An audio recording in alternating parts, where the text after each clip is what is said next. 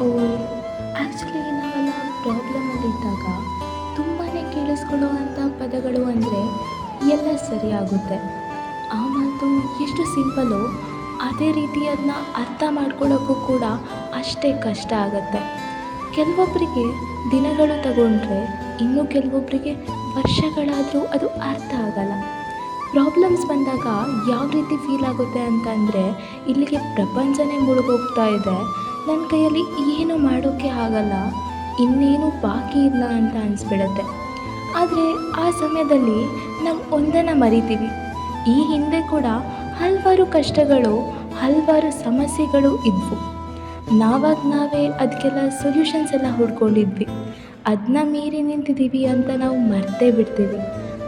ಆಗಲೇ ಅದೆಲ್ಲ ಆಗಿದೆ ಅಂತ ಅಂದಾಗ ಇವಾಗಿರೋ ಪ್ರಾಬ್ಲಮ್ಸ್ಗೂ ಸೊಲ್ಯೂಷನ್ಸ್ ಇದ್ದೇ ಇರುತ್ತೆ ಅಲ್ವಾ? ಸೊ ಜಾಸ್ತಿ ಏನು ಯೋಚನೆ ಮಾಡದೆ ಹೇಗೆ ಸಾಲ್ವ್ ಮಾಡಬೇಕು ಅನ್ನೋದ್ರ ಬಗ್ಗೆ ಗಮನ ಕೊಡಿ ಆ್ಯಂಡ್ ಮರಿಬೇಡಿ, ಎಲ್ಲ ಸರಿಯಾಗುತ್ತೆ.